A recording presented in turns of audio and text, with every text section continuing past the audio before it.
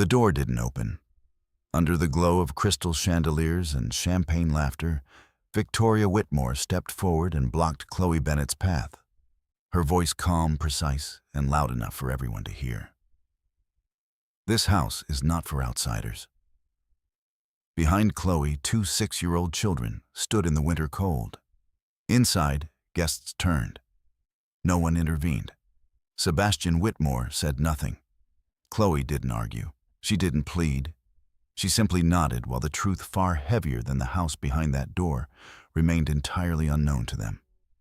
If you believe dignity should never depend on wealth or approval, stay with this story until the end. And before we begin, tell me where you're watching from and what time it is there. Subscribe if you value stories where silence carries more power than noise. Chloe Bennett did not rush when she walked away that night. She never did. Even with the cold pressing through her coat and the small hands of Ethan and Ella tucked tightly into hers, her steps remained measured, steady, deliberate, almost detached from the sharpness of what had just happened. Anyone watching might have mistaken it for calm.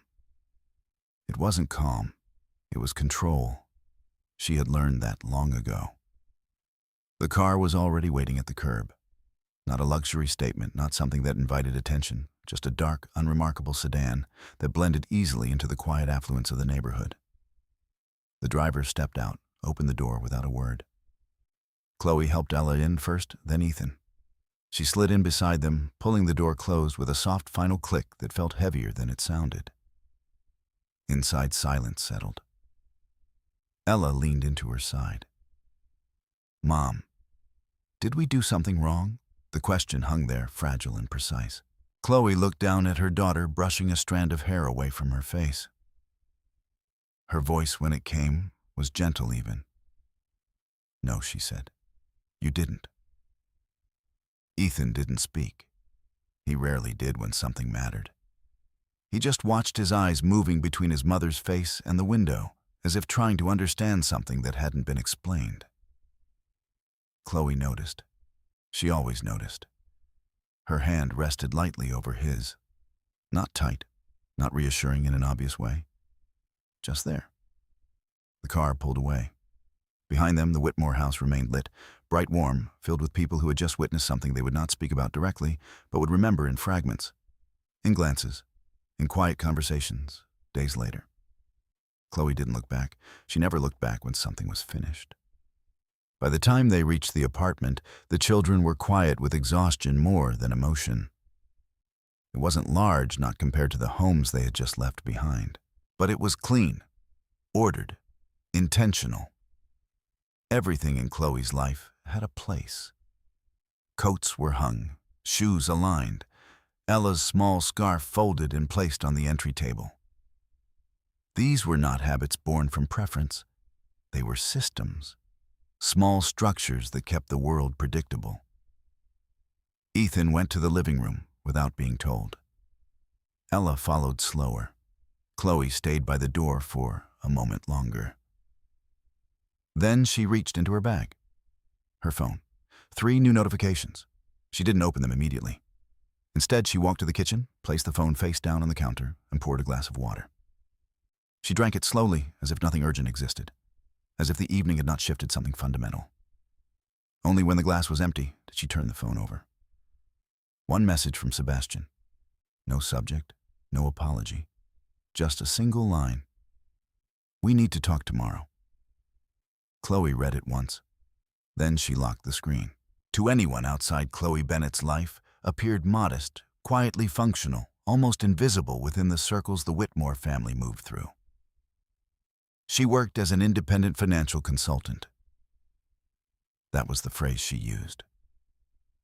It was vague enough to avoid questions, professional enough to end most conversations before they began. She worked from home. She didn't attend events unless required. She didn't display wealth. In a world that measured worth through visibility, Chloe had mastered the opposite. She reduced herself, not in reality, only in appearance. Mornings in Chloe's home followed a rhythm that never changed. 6:00 a.m. she woke, not with an alarm. She didn't need one. By 6:10, she was already at the kitchen counter, laptop open, reviewing numbers that moved across the screen with quiet precision. Global markets currency shifts silent transactions that happened while most of the world slept. Her face revealed nothing. 6:45 breakfast. Ethan liked consistency. Toast eggs always the same plate. Ella preferred variation but accepted routine without complaint. Chloe adapted without discussion. 7:30 coats, bags, shoes. 8:00 school drop-off. She never missed it. Not once. The school itself was not extraordinary, but it was stable. That mattered more. Other parents talked about travel, about investments, about things Chloe could easily surpass if she chose to participate. She didn't. She listened when spoken to. She responded when necessary. She never offered more. There was a distance to her, not cold but controlled, as if every word passed through a filter before it was allowed to exist. Some found it unsettling. Others dismissed it as insignificance. Both were wrong. Sebastian Whitmore had once admired that restraint. Years ago, when everything was still forming, when success had not yet hardened into expectation, he had described Chloe as grounded. She had balanced him. Where he was ambitious, she was precise. Where he reacted, she observed. But ambition, once rewarded, tends to reshape memory. Now, in the world, Sebastian occupied corner offices, polished conference rooms, conversations layered with status and subtle competition. Chloe's restraint no longer read as strength. It read as absence, or worse, as inadequacy. He didn't say it directly. He didn't need to. The shift showed in smaller ways, in how he introduced her. This is Chloe. No elaboration, no context. And how he stood beside her at events close enough to maintain appearance distant enough to signal separation. And how he stopped asking questions about her work. At some point, he had decided it didn't matter. The Whitmore family noticed long before he did. Victoria Whitmore especially. She had built her life around structure, perception, and control. Not loud control, the kind that announced itself, but quiet, strategic influence that shaped outcomes before anyone realized they had been guided. To her, Chloe had always been an inconsistency. Not openly problematic, just undefined. And in Victoria's world, anything undefined was a liability. She doesn't contribute. Victoria had once said, not directly to Chloe, but close enough that the words were meant to carry. It wasn't entirely about money. It was about visibility, about presence, about the ability to reinforce the image the Whitmore name required. Chloe did none of that. She attended, but did not engage. She listened, but did not align. She existed beside them, not within them. And over time, that became unacceptable. Chloe was aware of all of it, every glance, every pause. Every conversation that shifted tone when she entered a room. She didn't confront it. She documented it. Not emotionally, systematically. Emails were archived, messages saved, dates noted. Conversations summarized in a private digital file, time-stamped, categorized, cross-referenced. It wasn't paranoia. It was preparation. Though for what, no one, not even Sebastian, had ever asked. Back in the apartment later that night, Chloe sat at her desk. The children were asleep. The city outside had quieted into the kind of stillness that allowed thoughts to surface clearly. Her laptop screen glowed softly in the dark. She opened a folder, inside rows of files, names, dates, threads of communication that on their own seemed insignificant, but together formed a pattern that was becoming harder to ignore. She added a new entry. December 31st, 11:42 p.m. A brief description. No emotion, just facts. Denied entry to Whitmore residence in presence of witnesses. Children present. Statement made by Victoria Whitmore. This house is not for outsiders. Sebastian Whitmore present. No intervention. She paused, not because she was unsure, but because she understood exactly what this meant. Then she saved the file, closed the laptop, and sat there for a moment longer in complete stillness. Chloe Bennett did not react to humiliation the way most people did. She didn't defend. She didn't argue. She didn't escalate. She absorbed. She recorded.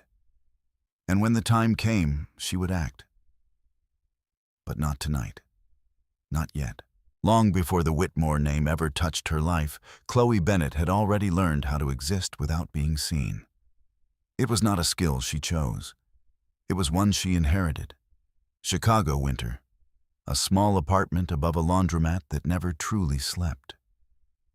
The constant hum of machines below blended with the distant noise of traffic, creating a kind of background rhythm that Chloe would later associate with stability.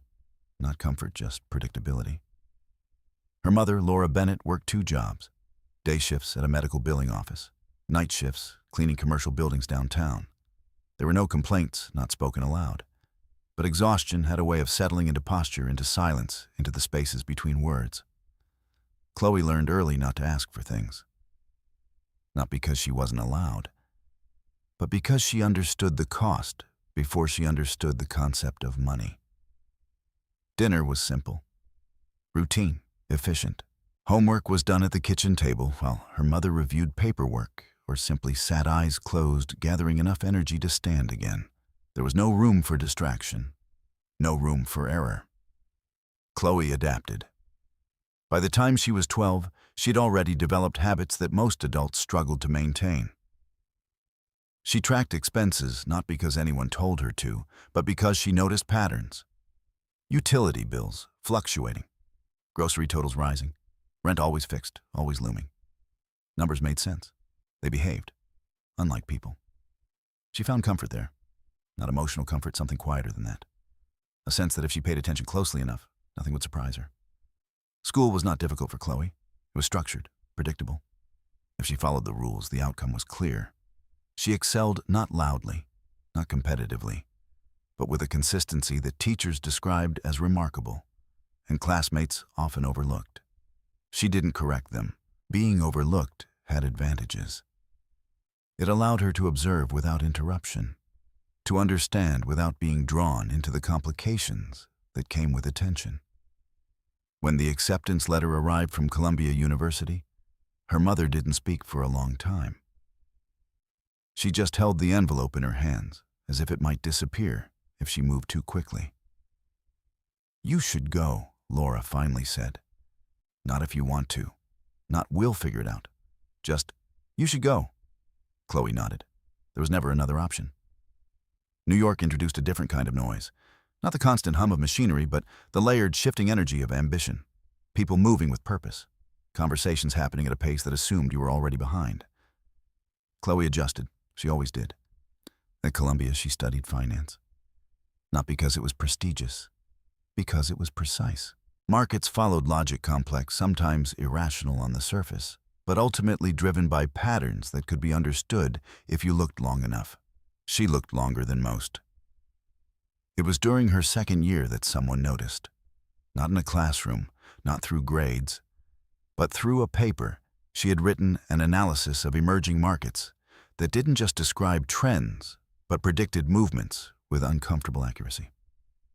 The email came without introduction. No signature she recognized. Just a request, "We'd like to meet." The meeting did not take place on campus. It wasn't public. It wasn't even particularly formal. A quiet office, minimal branding. No indication of what the organization actually was. The man who spoke to her introduced himself simply as Martin Hale. No company name, no title. He asked questions.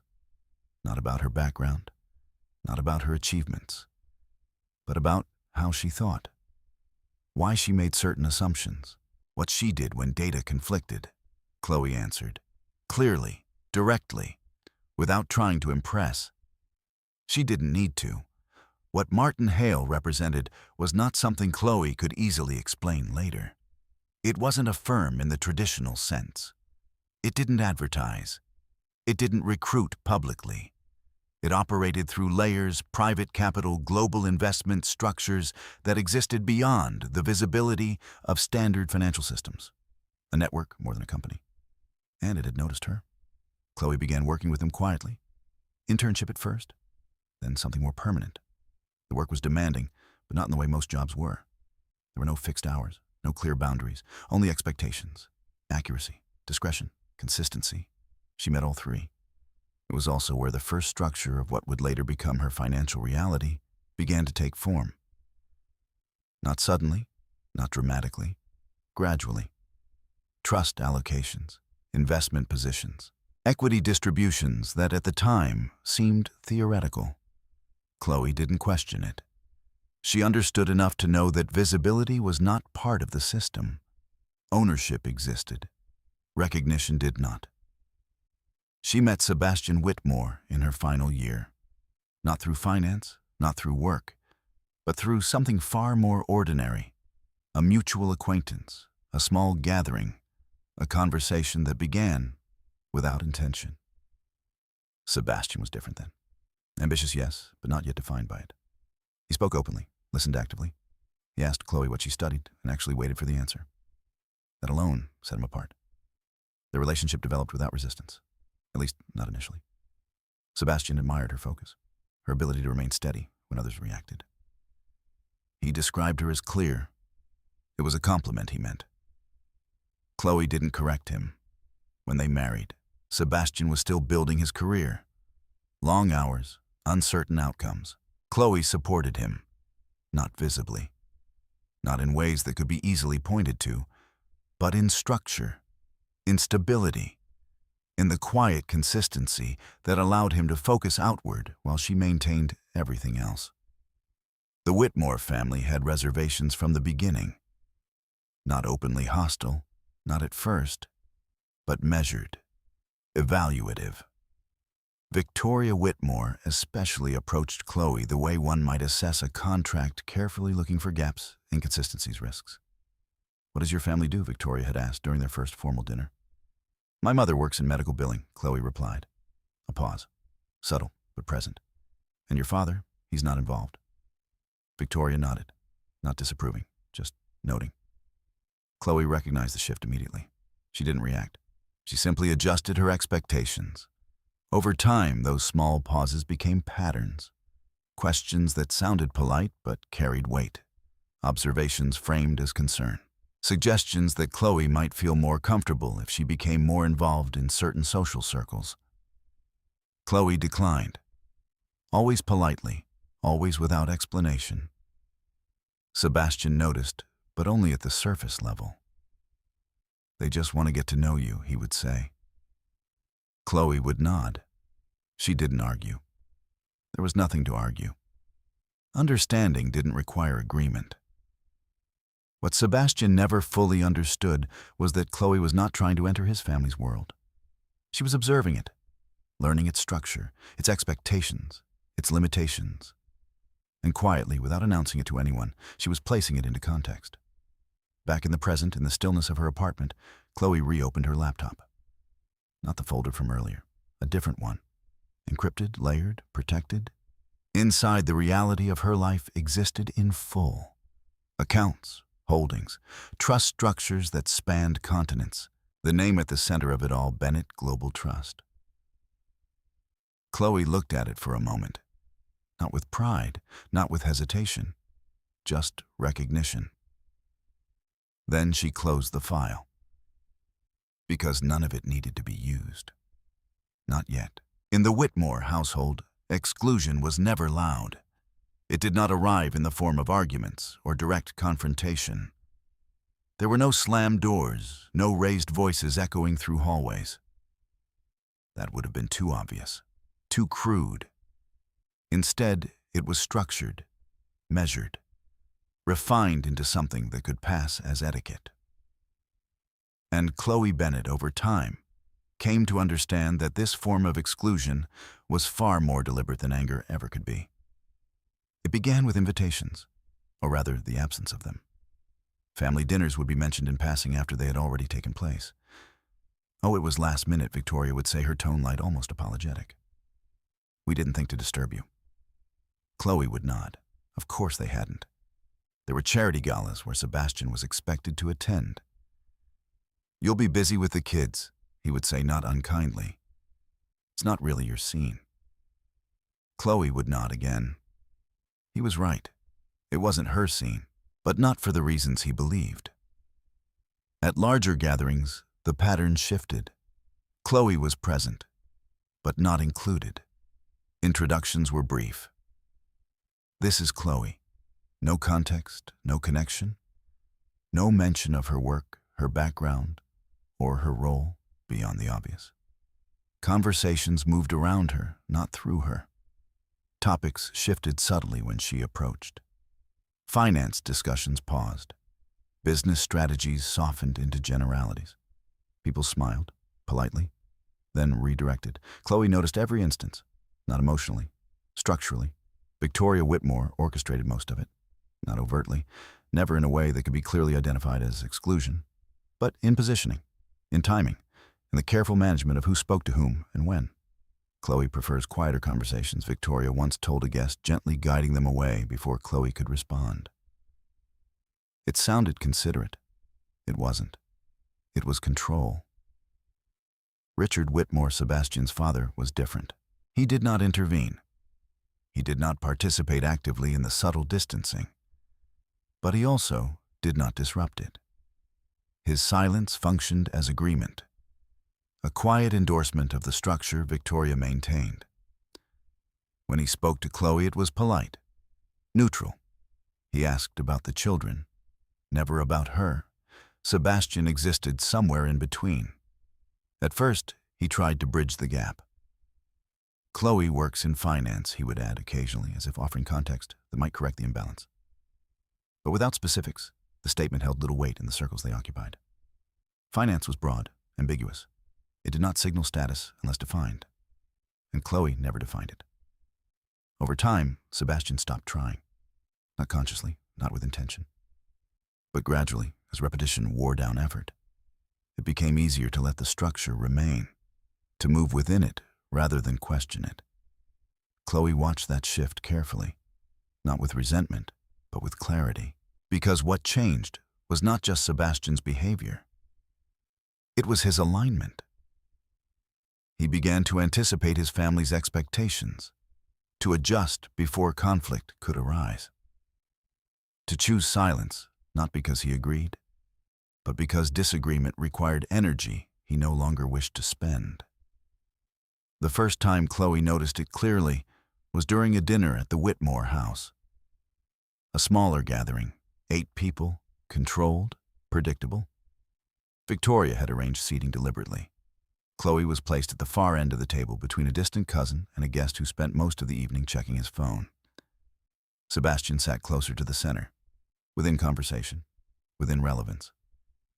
Halfway through the meal, the topic shifted to investments, a recent acquisition, a discussion layered with subtle competitiveness masked as analysis. Chloe listened. The details were incomplete, the assumptions slightly flawed. Not disastrously so, but enough that she recognized the direction of the conversation was built on partial understanding. She didn't interrupt. She rarely did. But when a pause opened naturally, she spoke. "Have you considered the currency exposure on that structure?" she asked, her tone even. The table stilled. Not dramatically, just enough. Victoria looked at her. Not surprised, not impressed. Simply evaluating. "We've managed similar exposures before," Victoria replied. The response was smooth, deflective. It closed the conversation without engaging it. No one followed up. The discussion moved on. Chloe did not speak again. Later in the car, Sebastian addressed it. "You don't have to challenge them like that," he said, his voice calm, but edged with something else. Chloe turned slightly toward him. "I asked a question. It sounded like more than that." A pause. "Then they don't know your background. It puts them in an awkward position." Chloe considered that. Not the words, the implication. "That I shouldn't speak unless I can justify it?" she asked. Sebastian exhaled. "That's not what I'm saying." But it was. After that, Chloe spoke less. Not because she agreed. Because she adjusted. Observation provided more information than participation ever could. At home, her habits deepened. Documentation became more precise. Not just what was said, but when, where, who was present. Patterns began to form more clearly. Not isolated incidents, but a system. A structure of behavior that, when viewed over time, revealed intent. Emails from Victoria became more frequent, polite, controlled, always framed as concern. "We worry that you might feel disconnected. Perhaps it would help if you engage more with the family." Sebastian carries a great deal of responsibility. Support is important. Each message read as guidance. None acknowledged the environment that made engagement impossible. Chloe saved every one. Categorized, time-stamped. There were messages from Sebastian, too. Shorter, less formal. "Mom thinks you should come to the fundraiser next week. It would mean a lot if you tried." Chloe attended. She stood where she was placed. She listened. She left when appropriate. Nothing changed. What the Whitmore family failed to understand was that Chloe was not confused by their behavior. She was mapping it, understanding its boundaries, its predictability. Because once something could be predicted, it could be prepared for. One evening, weeks before New Year's, Chloe sat at her desk reviewing her notes.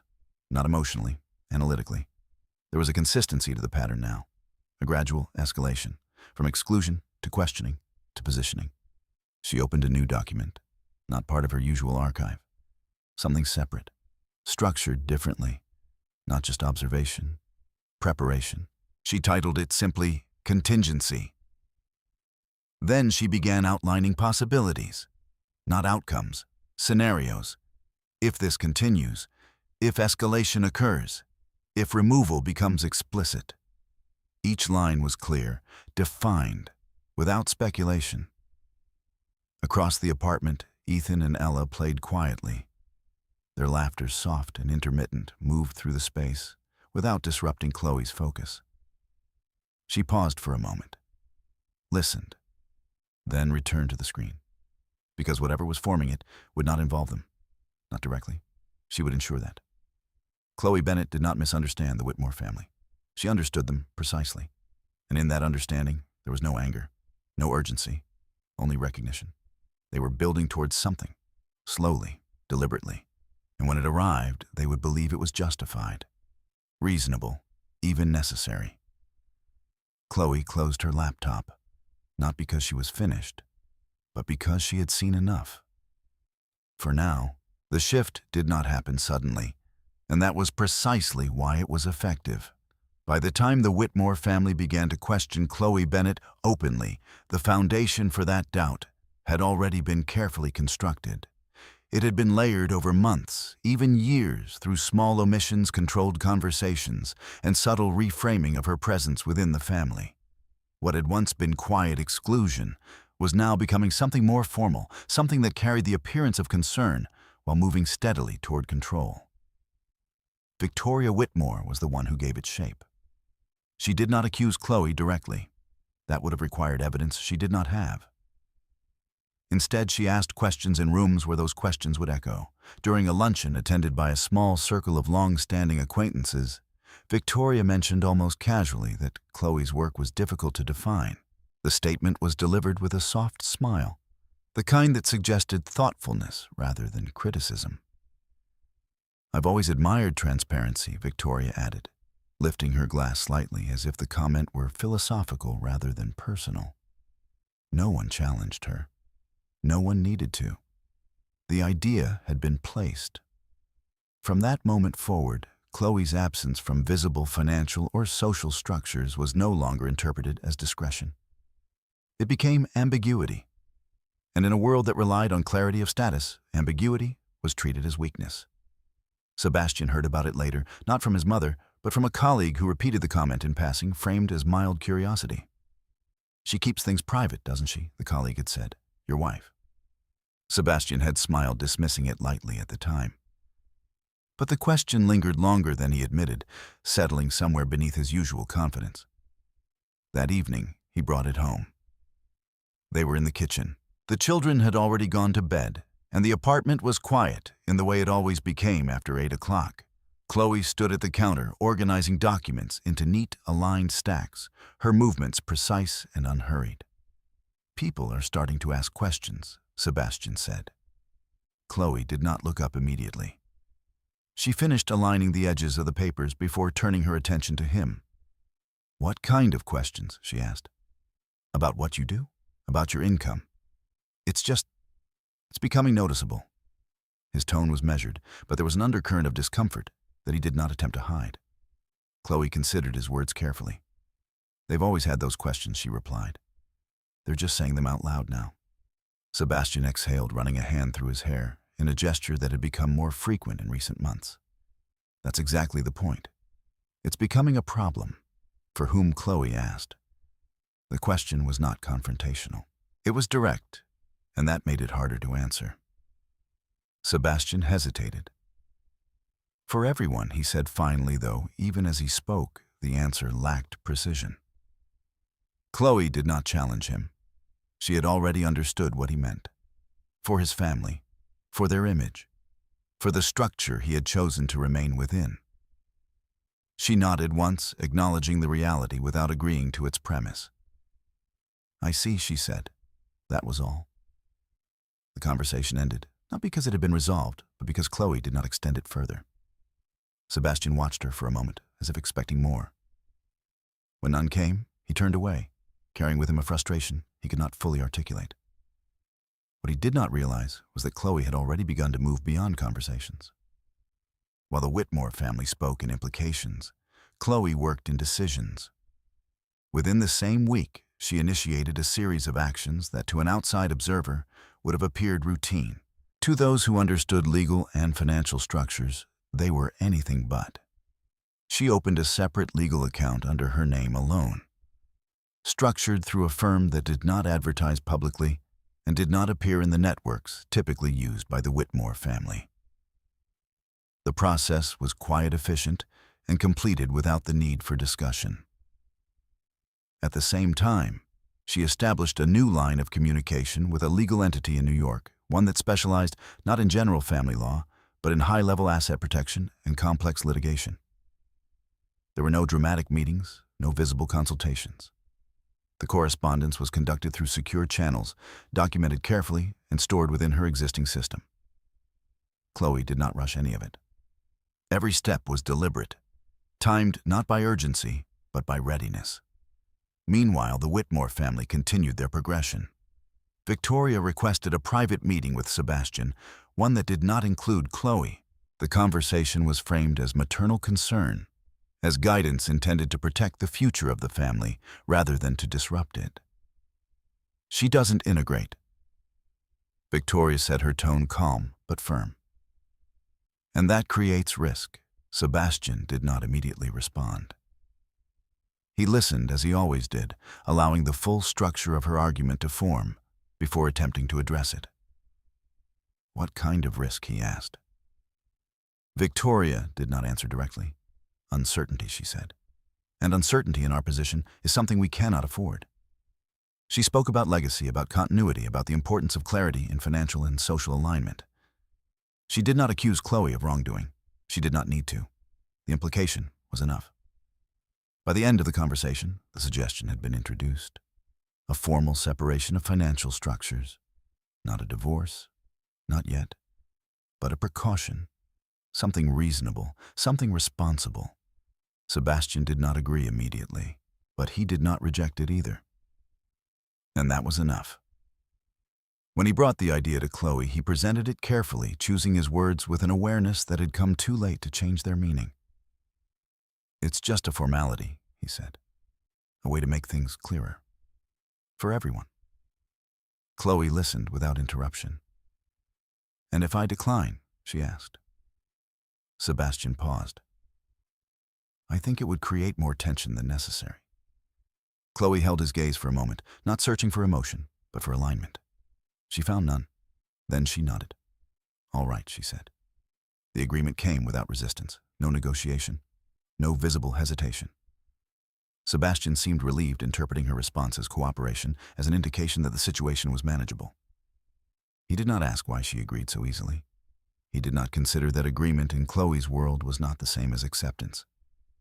Within days, the documents were prepared. Andrew Collins, the Whitmore family attorney, oversaw the process. He was experienced, methodical, and accustomed to handling complex family structures. To him, this was routine, a protective measure, nothing more. Chloe reviewed the documents carefully, line by line, clause by clause. her expression did not change. When she signed, she did so with the same calm precision that defined every other action she took. But what Andrew Collins did not see, and what Sebastian did not ask, was that Chloe had already constructed a parallel structure, one that existed entirely outside their understanding, one that did not rely on their approval or their awareness. That same evening, after the documents had been finalized, Chloe returned home and updated her records. She added a new entry, clear, objective, time-stamped, noting the date, the agreement, the individuals involved. Then she opened the separate file she had created weeks earlier. Contingency, she added a single line. Financial separation initiated by opposing party. She paused briefly, her fingers resting lightly on the keyboard. Not because she was uncertain, but because she understood exactly what this meant.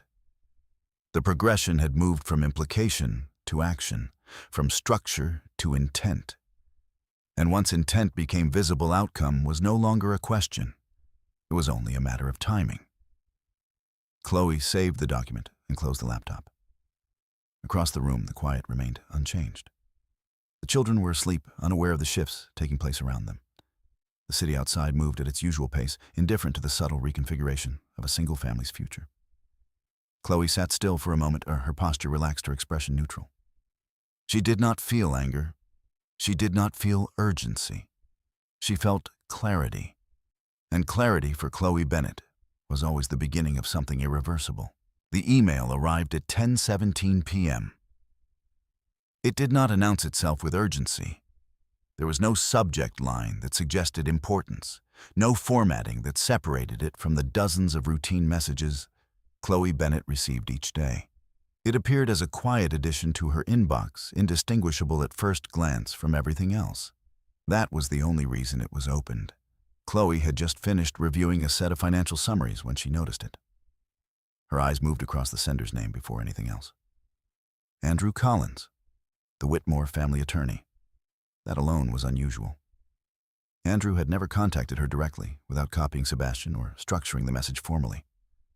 His communication style was consistent, controlled, and always intentional. This message did not follow that pattern. It had been forwarded, and it had been forwarded incorrectly. Chloe opened it without hesitation.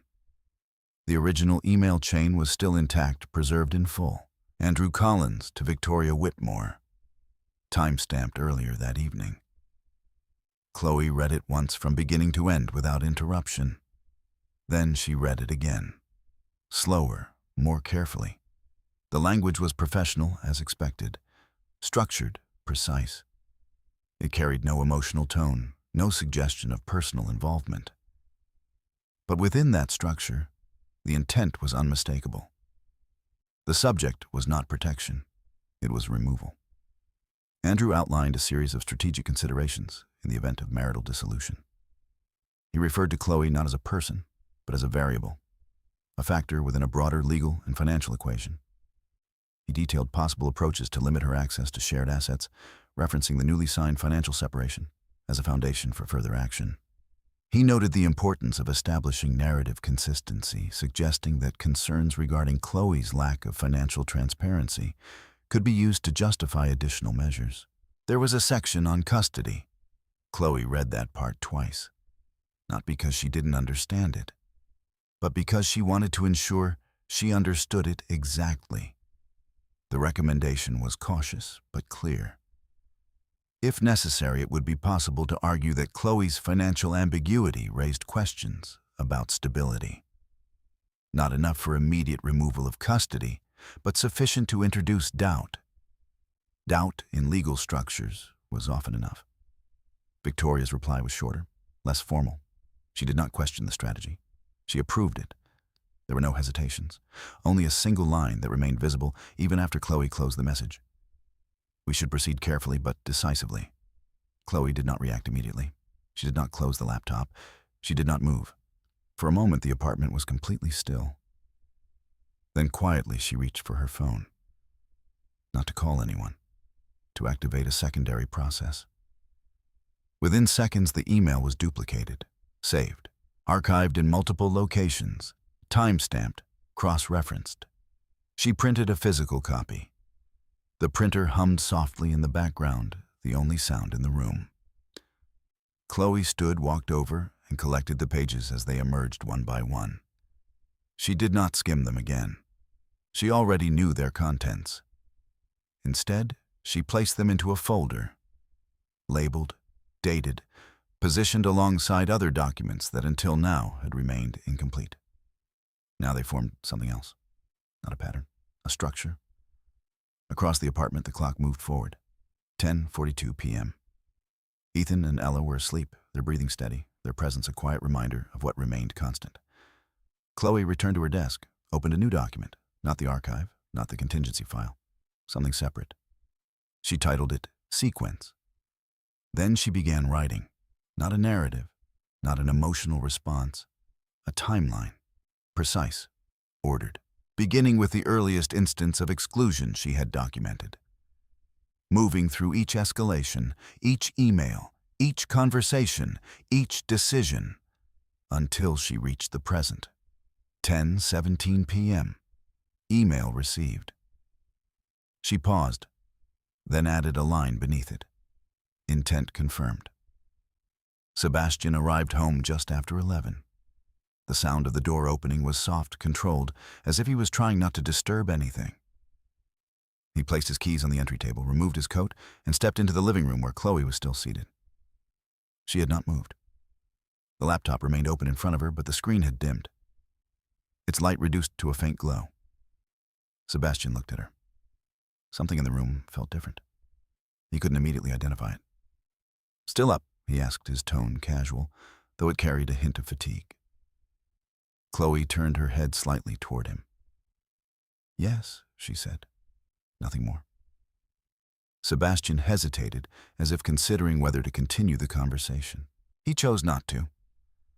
"I have an early morning tomorrow," he added, already moving toward the hallway. Chloe nodded. "I know," that was all. He disappeared into the bedroom, the door closing behind him, with a soft, final sound. Chloe remained where she was, unmoving. It would have been possible at that moment for her to confront him, to ask, to present the email, to demand an explanation.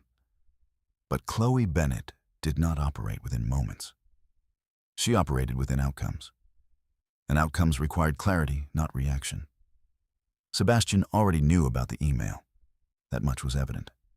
He had been part of the structure that allowed it to exist.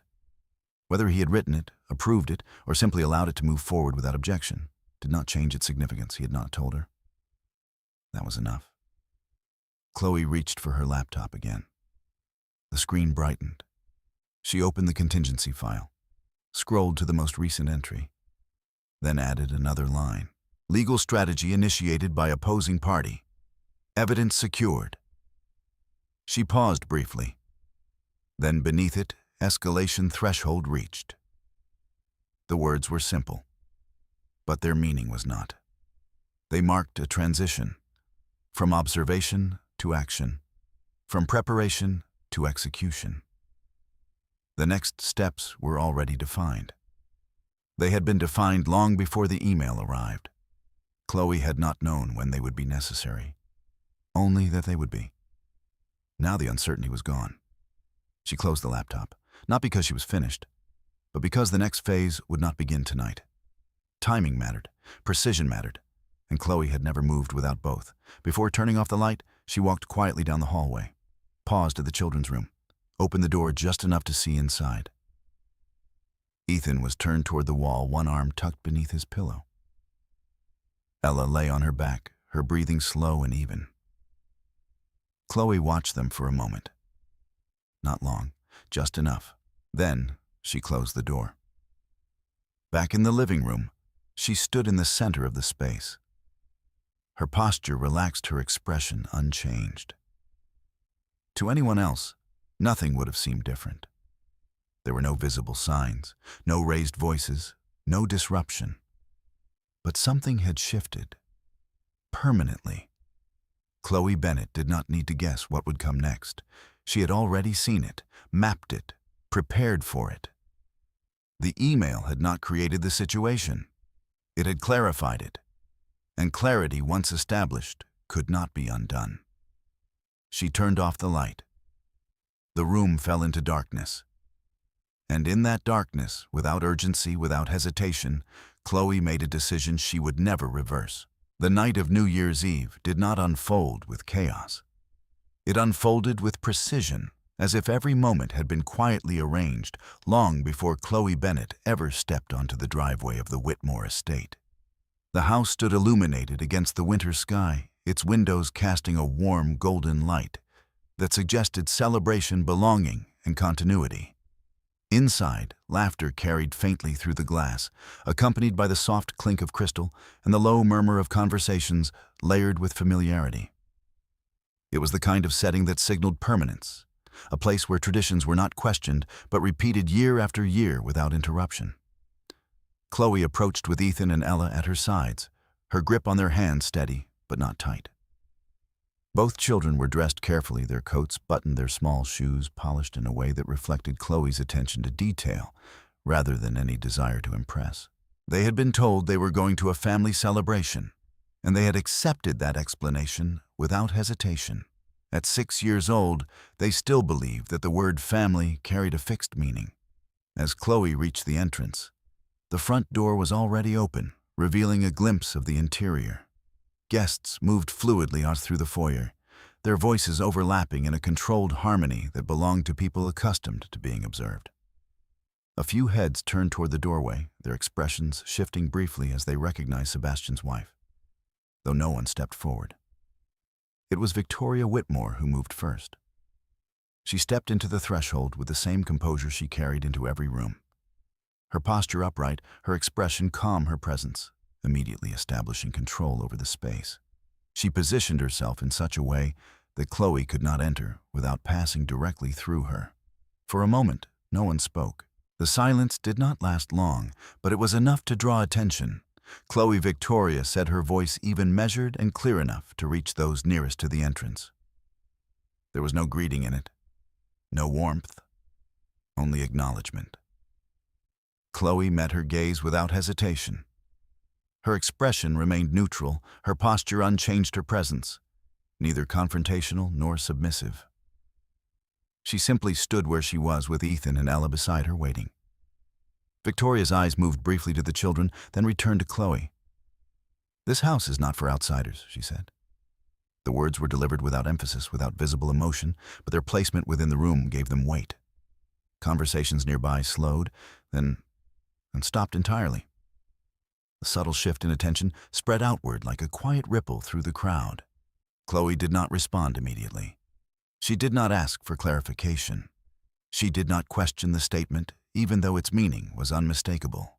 Behind Victoria, the interior of the house remained unchanged. Guests stood with glasses in hand, their expressions carefully composed, their bodies angled in ways that suggested they were not directly observing, even as they were. Among them, Sebastian Whitmore stood near the center of the room. He had a clear view of the doorway. He saw everything, and he did not move. For a brief moment, his gaze met Chloe's. There was recognition in it, perhaps even hesitation, but it did not translate into action. He did not step forward. He did not speak. He remained where he was, allowing the distance between them to hold. Chloe noticed. She always noticed. Beside her, Ella shifted slightly, her small hand tightening around Chloe's fingers. "Mom," she whispered, her voice low enough that only Chloe could hear. Chloe lowered her gaze briefly, meeting her daughter's eyes. "It's all right," she said softly. The reassurance was simple, but it carried no false promise. Chloe did not explain what was happening. She did not soften it. She simply acknowledged the moment and contained it. Ethan remained silent, his attention fixed not on Victoria, but on Sebastian. There was a question in his expression, one he did not voice, but one that lingered in the space between them. Victoria waited. Not impatiently, but with certainty, as if the outcome of this interaction had already been decided. Chloe straightened slightly, her posture aligning with a quiet finality that was almost imperceptible, unless one was looking for it. "Understood," she said. Her voice was calm, controlled, and entirely without resistance. There was no argument, no attempt to negotiate, no effort to reclaim the space in front of her. The simplicity of her response created a different kind of silence, one that did not come from tension, but from the absence of expected reaction. For a moment, even Victoria seemed to pause, though her expression did not change. Chloe turned slightly, guiding Ethan and Ella away from the entrance. No one stopped her. No one spoke. The door remained open behind her for a fraction of a second longer, as if the moment had not fully settled, and then quietly it closed. Inside, the conversation resumed. Not immediately and not at its previous volume, but gradually, as though the interruption had been something minor, something that did not require acknowledgement. Sebastian did not follow. Outside, the cold air felt sharper than before, though Chloe's expression did not reflect it. She walked with the same steady pace.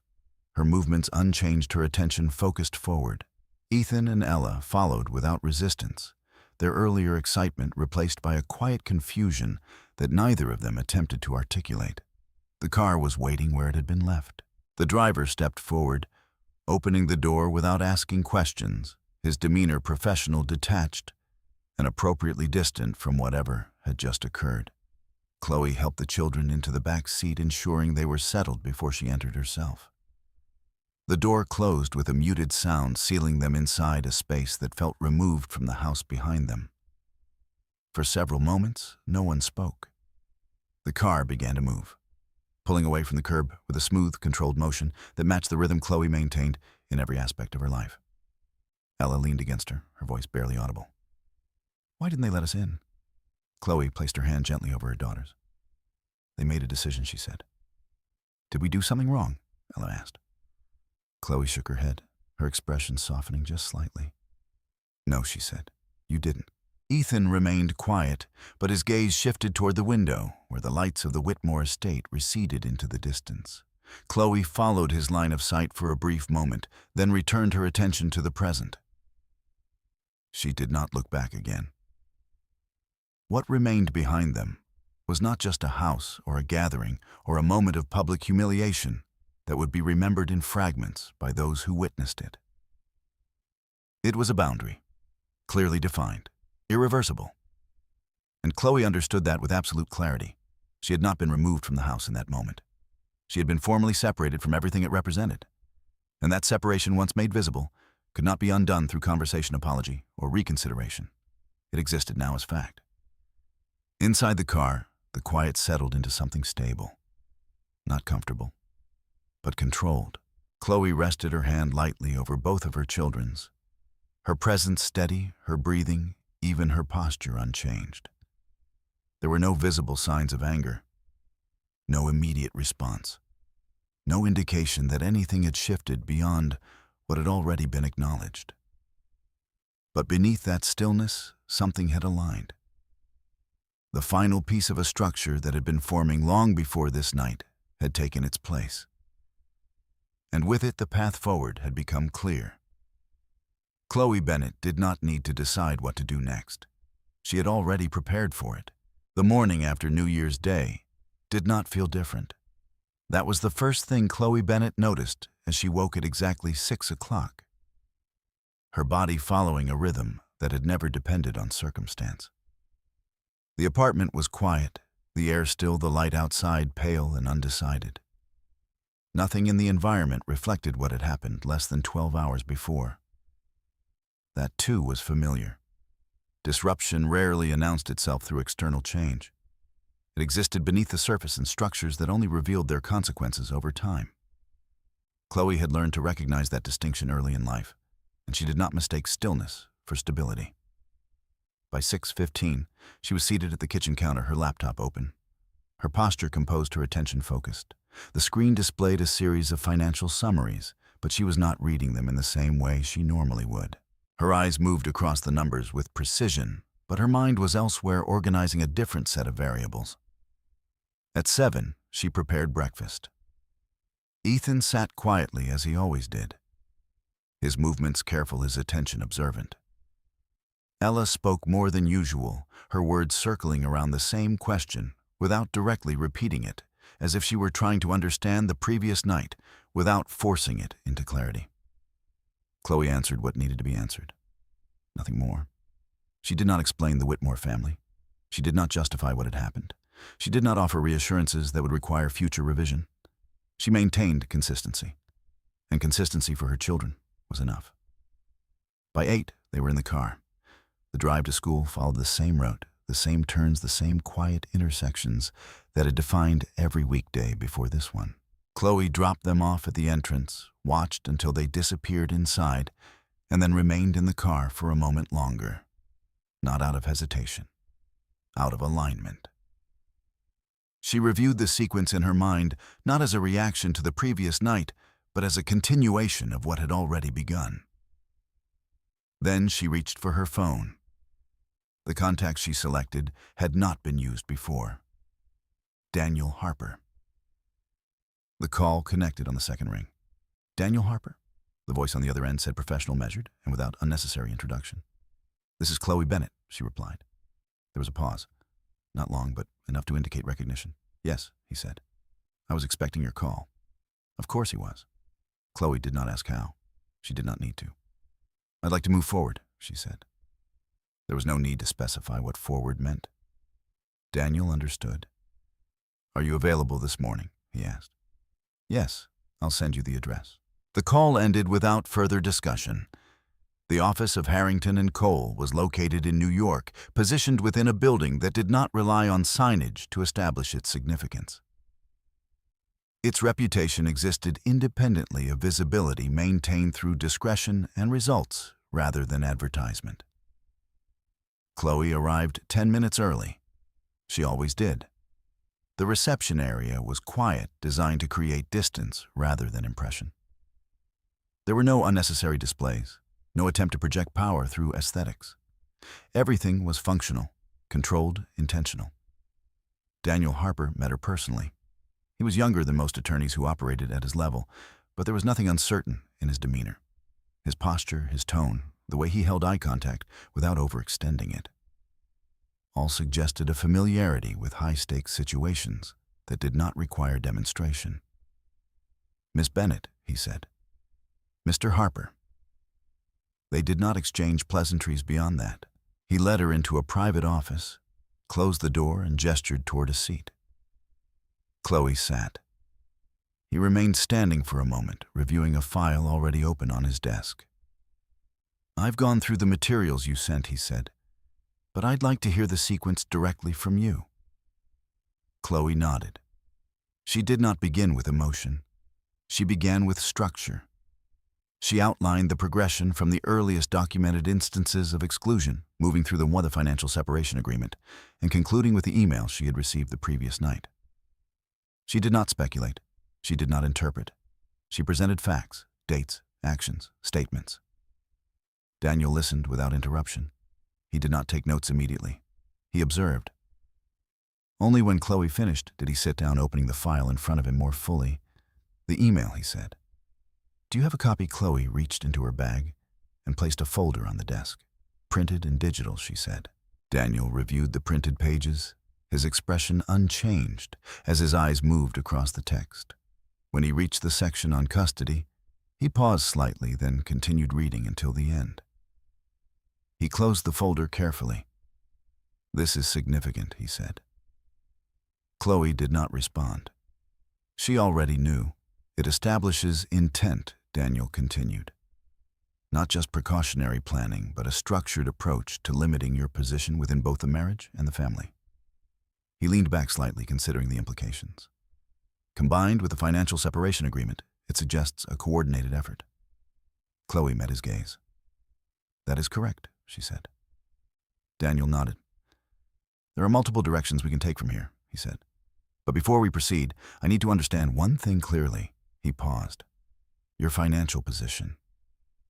Chloe did not answer immediately. Not because she was uncertain, because the answer required precision. I will provide full documentation, she said, but not within this room. Daniel watched her for a moment, then inclined his head slightly. Understood, he said. There was no challenge in his response, only adjustment. He had already suspected that Chloe's situation was not as simple as it appeared. The level of preparation, the structure of her documentation, the absence of emotional response on her all indicated a complexity that had not yet been disclosed. "Then we proceed with what we have," he said, "and integrate additional information as it becomes available." Chloe nodded. "That is acceptable." Daniel opened a new document on his computer. "First," he said, "we establish a formal legal position that includes filing for divorce, securing custody parameters, and initiating asset protection measures." He looked up briefly. "Given what you've presented, I recommend we move quickly." Chloe did not hesitate. "Proceed," she said. The process began immediately. Documents were drafted, timelines established, legal frameworks constructed with the same precision Chloe had applied to her own records. There was no urgency in the sense of panic, only momentum. Each step followed logically from the last, building a structure that did not rely on reaction, but on preparation. By early afternoon, the initial filings were ready. Daniel reviewed them once more before sliding them across the desk. "Take your time," he said. Chloe read every page, not quickly, not slowly, at exactly the pace required to ensure complete understanding. When she finished, she signed. Her signature was steady, controlled, and entirely without hesitation. Daniel collected the documents. "I'll have these filed immediately," he said. Chloe stood. "So will I," she replied. He paused. "Is there anything else you'd like to address today?" Chloe considered the question briefly. "Yes," she said. Daniel waited. Chloe met his gaze. "I want full custody." There was no emphasis in her voice, no visible emotion, just a statement of intent. Daniel nodded. "That aligns with our approach," he said. Chloe inclined her head slightly. Then she turned and walked toward the door. Outside, the city moved as it always did, unaffected by the decisions being made within its buildings. Chloe stepped into that movement without hesitation. There was no visible shift in her expression, no indication that anything irreversible had just begun. But it had. And unlike everything that came before, this phase would not remain hidden. Daniel Harper did not ask Chloe Bennett for immediate disclosure again. He understood enough to recognize that whatever she had chosen not to reveal in that first meeting was not a matter of hesitation, but of structure. Clients at Chloe's level did not withhold information out of uncertainty. They did so because timing control and jurisdiction mattered. Instead, he adjusted his approach. He began building the case outward from what was already confirmed, reinforcing the legal foundation with the documentation Chloe had provided, while leaving space for expansion. It was a strategy designed not just for strength, but for adaptability. Chloe, meanwhile, moved in parallel, not in response to Daniel's work, but alongside it. That evening, after returning from New York, Chloe followed the same routine she had always maintained. She picked up Ethan and Ella from school, listened as Ella spoke about a classroom activity that seemed trivial but mattered deeply to her, and observed Ethan's quieter mood without pressing him for explanation. At home, dinner was prepared with the same care as any other night. There was no indication from the outside that anything had shifted. But once the children were asleep, Chloe returned to her desk. This time, she did not open the contingency file. She opened the encrypted directory, the one that did not exist within any visible system, the one that had never been accessed in Sebastian's presence. The interface required multiple layers of authentication, not because the information was hidden out of fear, but because it had never been intended for casual access. Chloe entered the final passcode. The screen changed. A different structure appeared, not the organized records of daily observation, but something far more expansive, global, layered, interconnected. At the center of it, a single entity. Bennett Global Trust. Chloe did not pause when she opened it. She navigated through the system with familiarity, her movements precise, her attention focused. The data was extensive, spanning multiple jurisdictions, asset classes, and legal frameworks that operated across borders with seamless coordination. This was not a recent accumulation. It was a structure that had been built over time, carefully, deliberately, and largely invisible. The origins of the trust traced back to Martin Hale, not as its creator, but as its architect, within a broader network of private capital that existed outside conventional financial visibility. When Chloe had first been introduced to his organization, she had not been given ownership. She had been given access, responsibility. And over time, as her accuracy, discretion, and consistency proved beyond question, that access had evolved into something else. Equity, control, authority, not publicly, not in a way that could be traced through standard channels, but legally, structurally, undeniably. Chloe Bennett was the primary beneficiary, and not in name alone. The valuation updated in real time. Chloe glanced at it without reaction. Approximately $40 billion. The number itself held no emotional weight. It was not a measure of success. It was a variable, one that required management, not recognition.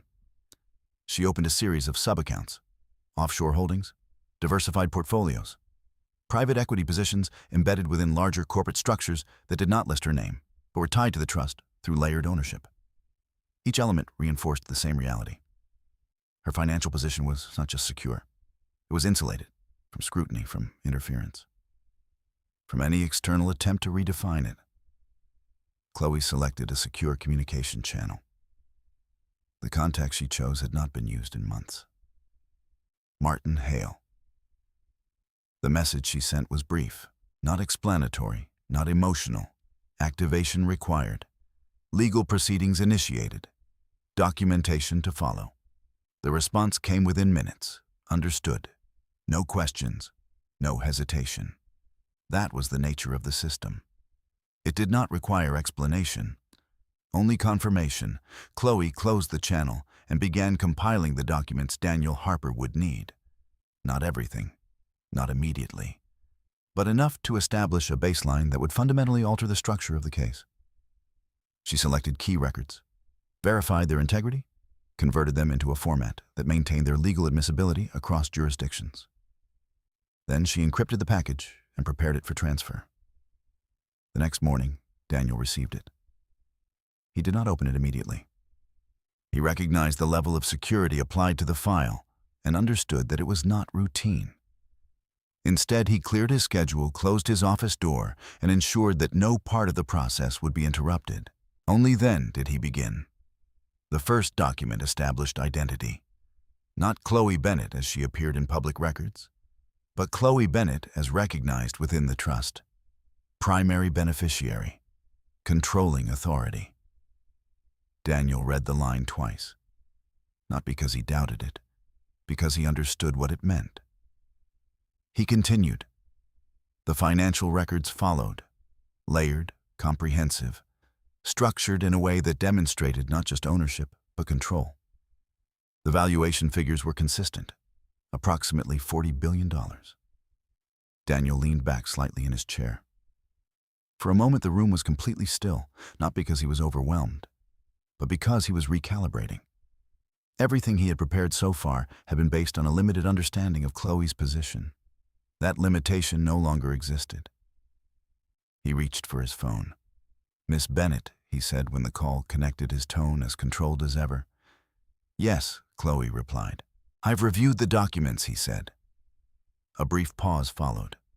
Not uncertainty, adjustment. "We need to restructure the case." Chloe did not ask why. She already knew. "Proceed," she said. Daniel exhaled quietly, a subtle shift that reflected the magnitude of what had just changed. "With this information," he continued, "the narrative they've constructed becomes irrelevant. Their claims regarding your financial ambiguity no longer hold any weight. More importantly, their attempt to limit your position exposes them to significant legal risk." Chloe listened. Her expression remained unchanged. "We will not present everything at once," Daniel added. "We control the timing. We determine the sequence. That gives us leverage." Chloe nodded, though he could not see it. "That is acceptable," she said. Daniel allowed himself a brief moment of acknowledgement. "You've been preparing for this," he said. It was not a question. Chloe's response was simple. Yes. Across town, the Whitmore family was beginning to feel the first signs of pressure. Not from knowledge, but from absence. The legal notice had arrived. Formal, structured, unavoidable.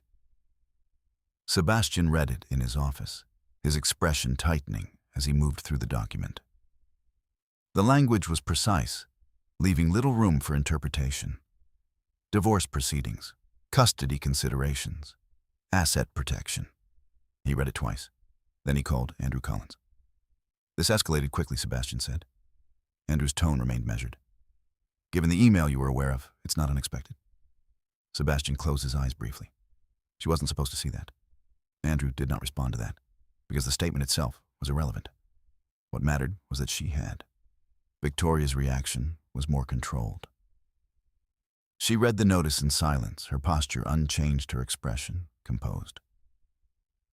"This is premature," she said finally. "Not necessarily," Andrew replied. "It suggests she's acting from a position of preparation." Victoria's gaze sharpened, slightly. Preparation based on what Andrew paused. That he said carefully is what we need to determine. What none of them understood yet was that the balance had already shifted. Not because Chloe had acted, but because she no longer needed to react. The structure she had built, the position she held, the clarity she maintained, all existed independently of their perception. And perception, in this case, was the only advantage they had ever possessed. Back in her apartment, Chloe closed her laptop. The documents had been sent. The sequence had been initiated. There was nothing more to prepare, only to execute. She walked to the window and looked out at the city, not searching, not reflecting, simply observing. Because everything that would follow had already been set into motion. And this time, it would not remain hidden. The legal notice did not create panic inside the Whitmore household, at least not on the surface. Panic in families like theirs was rarely expressed openly. It was contained, managed, and redirected into action. What it did create was disruption. And disruption, unlike emotion, could not be ignored. Sebastian Whitmore read the documents again later that evening, this time more slowly, seated at his desk with the door closed. The language was familiar to him. He had built arguments like this for clients, had seen similar filings used as leverage, as positioning, as signals of intent. But reading them as the subject, rather than the architect, introduced a different weight. The structure was precise. There was no excess language, no unnecessary claims, no emotional framing. Each section aligned with the next in a way that suggested not only preparation, but confidence. Whoever had drafted this was not testing a possibility. They were executing a plan. Sebastian recognized the name at the bottom of the filing. Daniel Harper. The recognition alone was enough to alter the way he interpreted everything else. Harper did not take cases without substance. His involvement indicated that Chloe had not acted impulsively. She had chosen her position carefully. Sebastian leaned back in his chair, his hand resting against his temple as he considered the implications. His first instinct was to call Chloe to ask for clarification, to reframe the situation before it moved further beyond his control. But even as the thought formed, he understood that the time for that kind of conversation had already passed. Instead, he called Andrew Collins. Andrew arrived the next morning. The meeting took place in the Whitmore residence in a private sitting room that had hosted years of discussions framed as strategy rather than conflict. Victoria was already present, seated with her posture perfectly aligned. Her expression composed, her attention fixed on the documents in front of her. Richard Whitmore stood near the window, his presence quiet but deliberate, as though observing the situation from a distance that allowed him to remain uninvolved while still being present. Andrew entered without unnecessary formality, placing his briefcase on the table before taking a seat. "We need to reassess immediately," he said. Victoria looked up. Based on what she asked, her tone calm but sharpened by focus. Andrew opened the file, turning it so that both she and Sebastian could see. Based on the structure of this filing, he replied, "This is not reactive. It's coordinated." Sebastian nodded slightly. "I thought the same," he said. Victoria's gaze moved between them, coordinated with what she pressed. Andrew paused, choosing his words carefully. "That's the question we don't yet have an answer to." The room fell into a brief silence, not from uncertainty, but from the recognition that the situation extended beyond their current understanding. Victoria leaned back slightly, her fingers resting lightly against the arm of her chair. "She has no visible financial base," she said. "Her position relies on ambiguity, and ambiguity does not hold under scrutiny." Andrew did not immediately respond. Instead, he folded his hands on the table. "That assumption may no longer be safe," he said. Victoria's expression did not change, but something in her posture shifted almost imperceptibly. "Explain," she said. Andrew glanced briefly at Sebastian before continuing. "The speed and precision of this filing suggest access to resources that are not reflected in her public profile. That doesn't confirm anything, but it does indicate that we may be operating with incomplete information." Sebastian exhaled quietly. "You think she's hiding something?" he said. Andrew met his gaze. "I think we should consider that possibility." Victoria's eyes narrowed slightly, not in anger, but in concentration. "Then we find out," she said. The statement was simple, but it carried immediate direction. Within hours, a private investigator was engaged. The instructions were clear: background verification, financial tracing, professional history, every available record that could provide clarity on Chloe Bennett's actual position.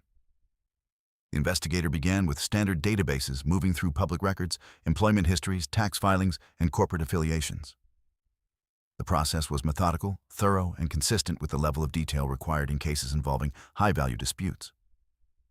The results, however, did not align with expectations. There were records, but they were limited. Chloe's professional profile remained exactly as she had presented it. Independent financial consultant. No corporate affiliations of significance. No visible holdings. No indicators of substantial independent wealth. The absence of information in itself became notable.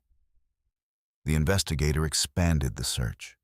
International databases, offshore registries, indirect ownership structures. Each layer required more time, more access, more effort. And still nothing conclusive emerged. It was not that Chloe Bennett had no financial presence. It was that whatever presence existed had been structured in a way that resisted visibility. When Andrew received the preliminary report, he read it twice before presenting it to the Whitmore family. "This is incomplete," Victoria said after reviewing the summary. Andrew nodded. "Yes," he replied, "but not in the way you think." He paused, allowing the distinction to settle. "This isn't a lack of data," he continued. "It's a lack of accessible data. That's a different problem." Sebastian leaned forward slightly.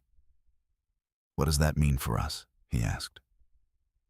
Andrew's response was measured. "It means we should not rely on assumptions about her financial position.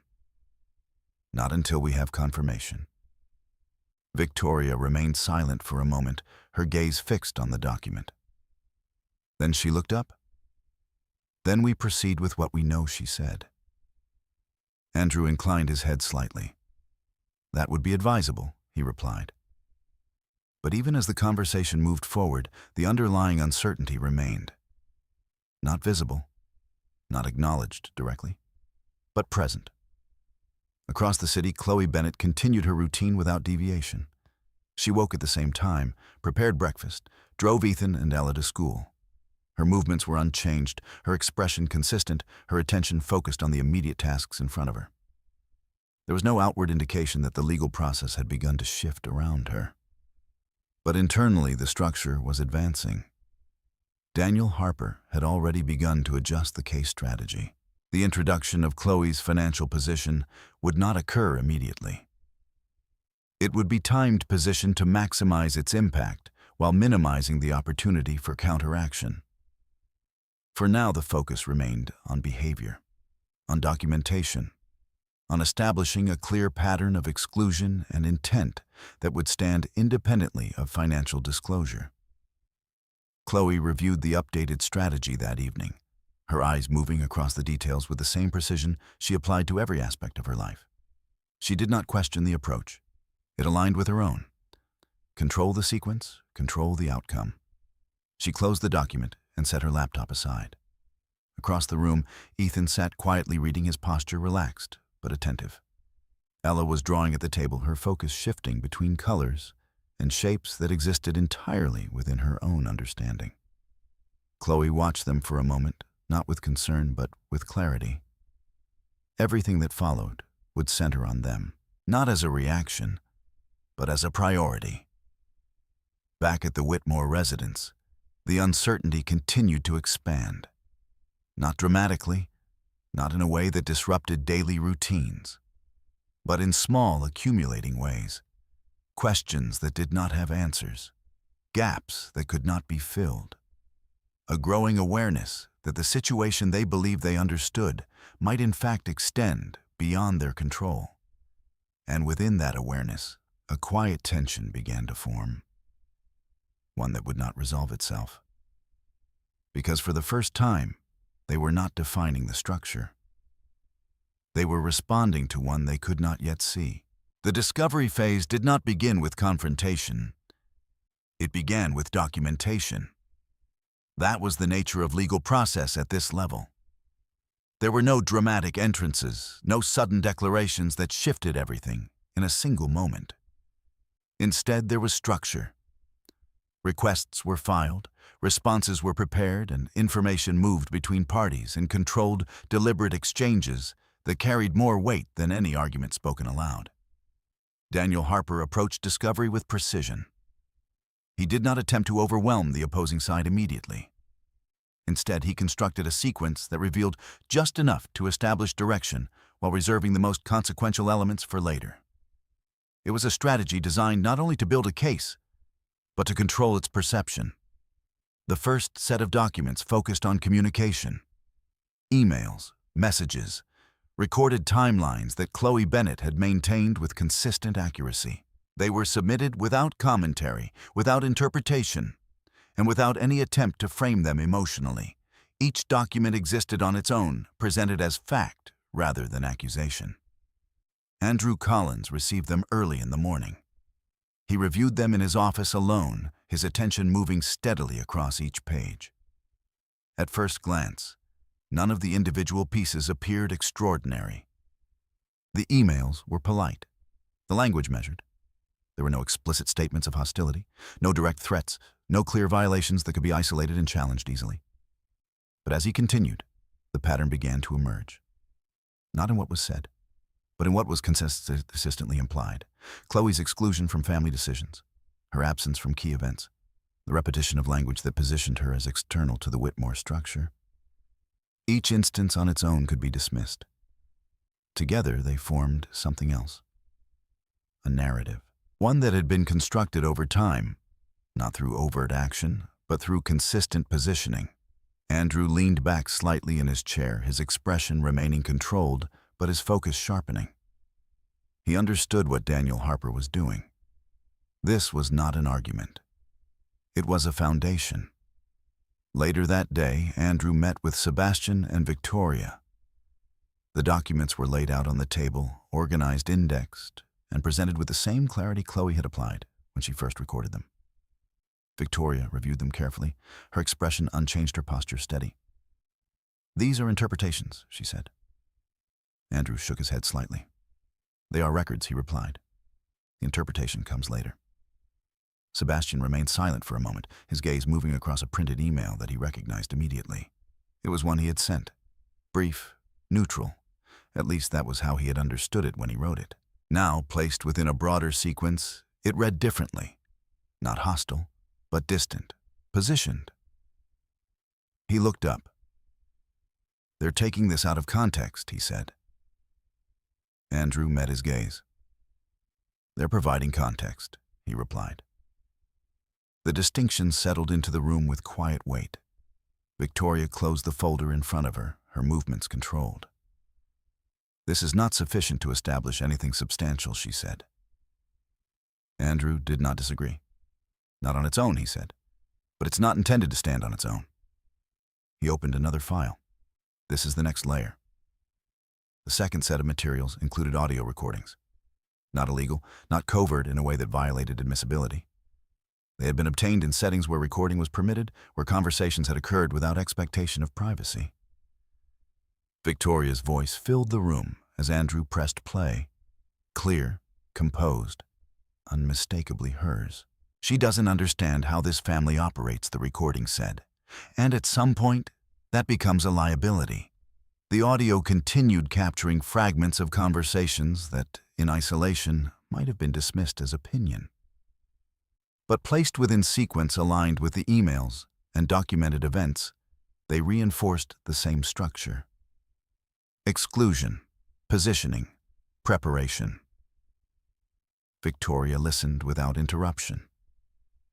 When the recording ended, she reached forward and turned off the device herself. "These are selective," she said. Andrew nodded. "All evidence is," he replied. "The question is whether it's consistent." Sebastian shifted slightly in his seat, his attention fixed on the table rather than on either of them. He had heard his mother speak like that before. Not as accusation, as assessment.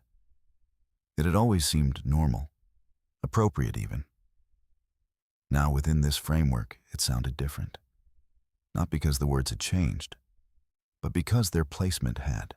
Chloe Bennett did not attend any of these meetings. She did not need to. Everything she had intended to communicate was already present within the documentation. Her role was not to argue. It was to ensure that the structure remained intact. That same afternoon, Daniel Harper updated her. "They've received the first and second submissions," he said. Chloe listened. "Response?" she asked. "Controlled," Daniel replied. "They're minimizing reframing, attempting to reduce the pattern to isolated incidents." Chloe nodded slightly. "As expected," she said. Daniel allowed a brief pause. "The next phase will increase pressure," he added. "We introduce elements that limit their ability to reposition the narrative." Chloe's expression did not change. "Proceed," she said. The next submission included internal correspondence. Not from Chloe, from Andrew Collins. The same email Chloe had received weeks earlier. Presented now within the formal structure of discovery, authenticated, verified, and positioned as evidence of intent. Andrew saw it the moment it arrived. For the first time, his composure shifted. Not visibly, not in a way that would be recognized by someone unfamiliar with him. But enough. He read the email in silence, his eyes moving across words he had written, now reframed within a context he no longer controlled. There was no ambiguity, no reinterpretation. The language spoke for itself. Victoria read it next. Her expression remained composed, but her fingers tightened slightly against the edge of the paper. Sebastian did not reach for it immediately. He already knew its contents. When he finally looked, he did not read it line by line. He scanned it, enough to confirm what he had already understood. That it existed, that it was now visible, that it could not be removed. "This changes the position," Andrew said finally. Victoria looked at him. How, she asked. Andrew chose his words carefully. "It establishes intent beyond precaution," he said. "It suggests coordination, strategy, and awareness." Victoria's gaze sharpened. "It was a discussion," she said, "not an action." Andrew did not challenge her directly. In legal terms, he replied, discussion can be sufficient if it demonstrates planning. The room fell silent again. Not from confusion, from recognition. The structure they had built, the one they believed was contained within private conversation and internal planning, had been exposed. Not publicly, not yet, but within a system that would treat it as fact. Sebastian leaned back in his chair, his expression distant. For the first time, he allowed himself to consider the situation without framing it as manageable. He saw the sequence more clearly now, not just the legal filings, but everything that had led to them. Chloe's silence, her consistency, the absence of reaction where reaction would have been expected. He had interpreted it as disengagement. Now it appeared as something else. Preparation. He exhaled slowly. "We underestimated her," he said. No one disagreed. Across the city, Chloe closed her laptop. The phase had progressed exactly as expected. The documents had been received. The pattern had been established. The intent had been exposed. There was nothing left to clarify, only to conclude. She stood, walked into the living room, and sat beside Ethan and Ella. Ella leaned against her immediately, her presence warm, uncomplicated. Ethan remained quiet, but his posture relaxed slightly. Chloe placed a hand over each of theirs, not as reassurance, as consistency, because everything that mattered reigned unchanged, even as everything else moved toward its final resolution. The courtroom did not carry the tension most people imagined when they thought about legal conflict. There were no raised voices, no sudden confrontations, no visible hostility that could be easily identified and interpreted. Instead, there was structure. Everything followed a sequence that had been defined long before either party entered the room, and that sequence left very little space for emotion. Chloe Bennett arrived early as she always did. She wore a dark, understated suit, nothing designed to attract attention, nothing intended to communicate status. Her presence was composed, her posture aligned, her expression neutral. To an outside observer, she appeared calm. To those who understood her, she was simply consistent. Daniel Harper stood beside her, reviewing a set of documents one final time. His tone remained low, controlled, and precise as he outlined the order in which the arguments would be presented. "We proceed with behavior first," he said. "Then intent. We introduce financial structure only when necessary." Chloe listened without interruption. She did not ask questions. She did not offer adjustments. Everything had already been discussed. Everything had already been decided. Across the room, Sebastian Whitmore entered with Andrew Collins and Victoria Whitmore. Their movements were measured, their expressions composed, their posture reflective of a family accustomed to operating within controlled environments. For a brief moment, Sebastian's gaze met Chloe's. There was no attempt at communication, no acknowledgement beyond recognition. They held each other's gaze for a second longer than necessary, and then both looked away. That was enough. The proceedings began without ceremony. The judge entered the room, and then settled again into stillness. There were no introductions beyond what was required. No statements beyond what had been prepared. Daniel Harper stood first. His presentation did not begin with accusation. It began with sequence. He outlined the timeline of events with clarity, referencing specific dates, communications, and documented interactions that had been submitted during discovery. His voice remained steady. His pace controlled, his language precise. He did not raise his tone. He did not attempt to persuade through emphasis. He allowed the structure to speak. The emails were introduced, displayed, read in segments that highlighted their consistency rather than their content in isolation. Each message reinforced the same pattern, positioning Chloe as external, excluding her from decisions, framing her presence as temporary. Daniel did not interpret these messages. He did not describe them as harmful. He simply presented them in sequence. The effect was cumulative. The audio recordings followed. Victoria's voice, clear and unmistakable, filled the courtroom in controlled segments. Each recording was short-selected, not for dramatic effect, but for consistency of tone and intent. She doesn't understand how this family operates. At some point, that becomes a liability. The statements were not aggressive. They were measured. But within the context of the case, they established a perspective that aligned with the documented behavior. Andrew Collins objected at appropriate intervals. His argument structured his tone. Respectful, his approach consistent with the role he played. He did not attempt to deny the existence of the recordings. Instead, he challenged their interpretation, emphasizing their selective nature and the absence of full context. The judge acknowledged the objections, but allowed the evidence. Chloe remained seated throughout. Her hands rested lightly on the table in front of her, her posture unchanged, her gaze steady. She did not react to the recordings, even when her own name was spoken within them. She did not shift, did not look toward Victoria, did not acknowledge Sebastian. She did not need to. Everything that mattered was already in motion. When it was Andrew's turn to present, he did so with the same level of control. He focused on stability, on continuity, on the absence of overt conflict within the marriage. He emphasized Chloe's lack of visible financial structure, positioning it as uncertainty rather than deficiency, and argued that the Whitmore family's actions had been guided by concern rather than exclusion. His arguments were structured, logical, consistent with the information available to him. But they lacked one element, completion, because the information he was working from was no longer complete. Daniel Harper stood again. This time he did not begin immediately. He allowed a brief pause, just long enough for the room to settle for the previous arguments to reach their natural conclusion. Then he spoke. "There is one element that has not yet been addressed," he said. His tone remained unchanged, but the shift in direction was clear. He turned slightly, indicating a set of documents that had not yet been introduced. "With the court's permission, we would like to submit additional financial documentation relevant to the case." Andrew's posture adjusted almost imperceptibly.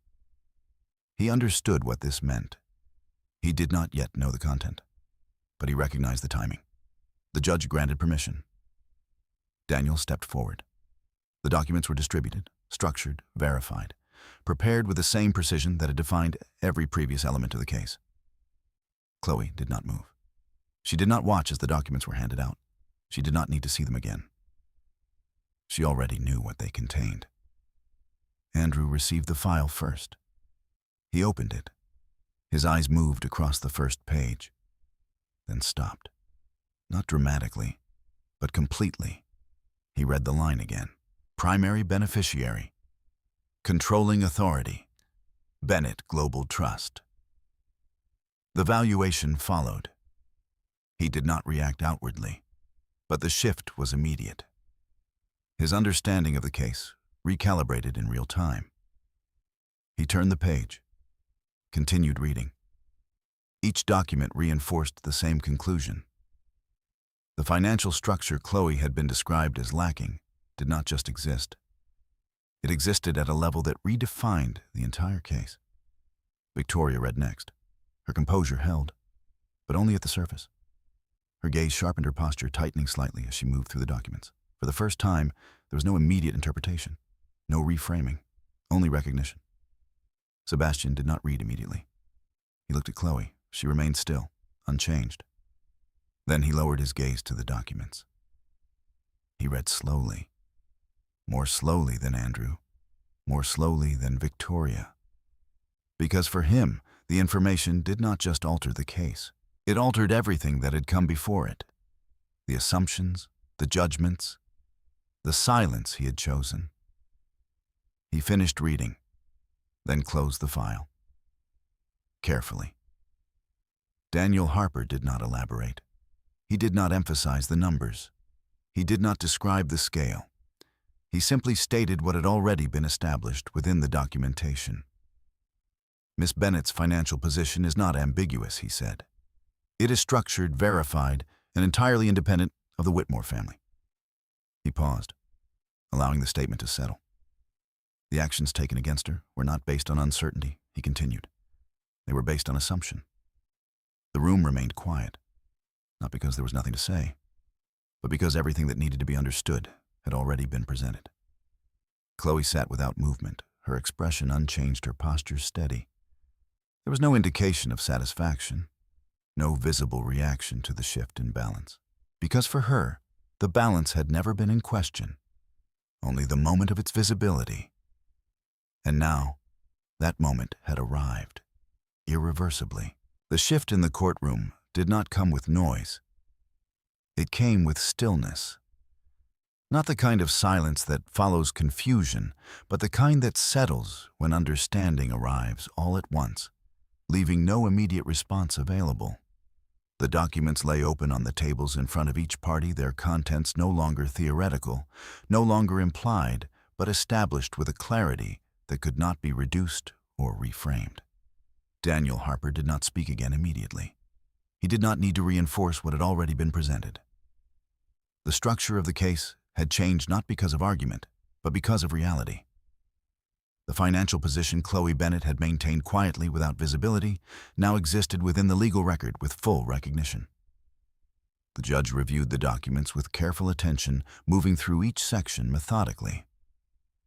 There was no visible reaction, no indication of surprise, but the time taken to examine the material reflected its weight.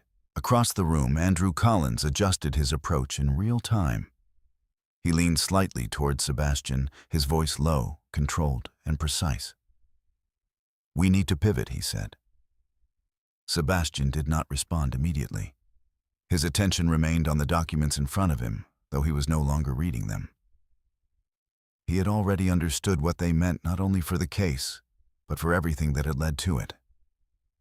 "We can't challenge the authenticity," Andrew continued quietly. "The documentation is too complete." Sebastian nodded once, though his expression remained distant. "What does that leave us?" he asked. Andrew paused, choosing his words carefully. "Mitigation," he said. "We reduce exposure. We shift focus to resolution." Victoria Whitmore, seated beside them, did not join the conversation immediately. She was still looking at the documents, not scanning them, not searching for error, simply looking. For years, she had operated within a framework where information was controlled, where influence could be exercised through positioning, through perception, through the quiet management of what others saw and what they did not. This was different. This was information that existed outside her control. Not hidden, not negotiable, simply present. She closed the file, slowly, her movements precise. Her expression composed, but her posture no longer carried the same certainty it had before. "This does not change behavior," she said. Her voice was steady, but quieter. Andrew turned toward her. "It changes how behavior is interpreted," he replied. Victoria held his gaze. "For the court," she said. Andrew did not argue. "That's the only place that matters now," he said. Chloe Bennett remained still. She had not shifted her position. She had not looked toward the opposing table. She had not acknowledged the reaction her financial disclosure had created. Because for her, this was not a moment of revelation. It was a step within a sequence that had been defined long before. The documents had not changed her position. They had only made it visible. The proceedings continued, not with escalation, but with adjustment. Andrew Collins stood again, his tone measured, his approach recalibrated. He did not attempt to dispute Chloe's financial standing. He did not question the validity of the trust or the extent of her holdings. Instead, he shifted the focus. He emphasized stability, continuity, the absence of overt conflict within the marriage prior to the recent escalation. He framed the Whitmore family's actions as precautionary rather than exclusionary, suggesting that their concerns had been based on incomplete information rather than intent. It was a controlled argument, carefully structured, but its foundation had shifted. Because the assumption of Chloe's ambiguity, which had supported every previous claim, no longer existed. Daniel Harper responded with the same precision he had maintained throughout. He did not challenge Andrew's tone. He did not dismiss the argument. He simply returned to the established sequence. Intent, he said, is not determined by outcome, but by action. He referenced the email, the documented conversations. The pattern of exclusion that had been established before any financial disclosure had been made. These actions were not taken in response to Miss Bennett's financial position, he continued. They were taken in its absence based on assumptions that have now been proven incorrect. He paused. Not for effect, for clarity. The existence of those assumptions, he added, does not mitigate the actions taken. The judge listened without interruption. The structure of the case was now fully visible, not as competing narratives, but as aligned sequences of action and consequence. Sebastian Whitmore sat without speaking. For most of the proceedings, he had remained composed. His posture aligned, his expression controlled. But as the case progressed, that control became something else. Not lost, but strained. He looked at Chloe again. Not briefly this time, longer, as if trying to reconcile the person he had lived beside with the reality that had been presented in front of him. Chloe did not return the look, not out of avoidance, out of completion. There was nothing left to exchange. For the first time, Sebastian allowed himself to consider the full sequence without interruption. The early years, the consistency of Chloe's behavior, the absence of conflict where conflict might have clarified things sooner. He had interpreted her silence as distance, as disengagement, as a lack of involvement. Now it appeared as something else. Not absence, control, not disengagement, observation.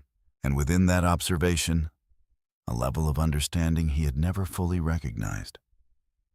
He exhaled slowly, his gaze lowering, not in defeat, in acknowledgement. Victoria remained composed. But the certainty that had once defined her presence was no longer intact. She had built her position on clarity, on the ability to define roles, to structure relationships, to determine who belonged and who did not. That structure had failed, not because it had been challenged directly, but because it had been incomplete. And incompleteness, once exposed, could not be corrected through assertion. The courtroom moved toward conclusion, not dramatically, not with a decisive moment that separated before and after, but through a gradual alignment of information that left little room for reinterpretation. The arguments had been presented, the evidence established, the structure clear. Chloe Bennett sat as she had from the beginning, unmoved, unchanged. There was no satisfaction in her expression, no visible reaction to the shift that had taken place, because for her the outcome had never been about reversal. It had never been about proving anything to the Whitmore family. It had been about clarity, and clarity had been achieved. As the session adjourned, the room began to shift. Papers were gathered. Conversations resumed in low, controlled tones. Movement returned, but without urgency. Daniel Harper turned to Chloe. "We're in a strong position," he said. Chloe nodded. "I know," she replied. There was no emphasis in her voice, no need for reassurance, because strength for Chloe Bennett had never depended on recognition. It had always existed independently of it. Across the room, Sebastian remained seated for a moment longer than necessary. Victoria stood beside him, her posture returning to its usual alignment, though the subtle tension remained. Andrew gathered his files, already considering the next steps, the adjustments that would need to be made. But none of them spoke to Chloe. Not because they chose not to. Because there was nothing left to say. Chloe stood. She did not look back. She did not pause. She walked toward the exit with the same measured pace she had maintained from the beginning. And this time, there was no door to block her path. The final decision was not delivered with drama. There were no prolonged speeches, no emotional declarations that framed the outcome as victory or defeat. The judge spoke in a measured tone, outlining conclusions that had already been shaped by the structure of the case, by the documentation, and by the consistency of the evidence presented over time. Chloe Bennett stood as the ruling was read. Her posture remained steady, her expression composed, her attention focused not on the individuals around her, but on the words themselves. Each sentence carried weight not because it introduced anything unexpected, but because it formalized what had already become clear. Full legal custody of Ethan and Ella was granted to Chloe. The decision was supported by the documented pattern of exclusion, the established intent within the Whitmore family's actions, and the stability Chloe had demonstrated consistently throughout the proceedings. There was no criticism directed outward, no condemnation expressed toward Sebastian or his family. The language remained neutral, precise, and grounded entirely in fact. The court recognized Chloe's financial independence as an additional factor not in terms of wealth, but in terms of her ability to provide a stable, controlled environment without reliance on external structures that had proven inconsistent. All claims regarding shared financial control were dismissed. The assets associated with the Bennett Global Trust were confirmed as entirely separate, beyond the reach of marital division, protected by the legal frameworks already in place long before the marriage had been questioned. The financial separation agreement, originally introduced by the Whitmore family as a protective measure, was acknowledged as reinforcing Chloe's independent position rather than limiting it. No penalties were assigned, no damages awarded. The ruling did not seek to rebalance through punishment. It sought only to define, and in defining it, close the structure completely. Sebastian Whitmore listened without interruption. He did not react outwardly, did not shift in his position, did not attempt to respond before the ruling was fully delivered. His training as an attorney had taught him how to maintain composure in situations that demanded control, and he applied that discipline now. But beneath that composure, something had settled into place. Not shock, not resistance, recognition.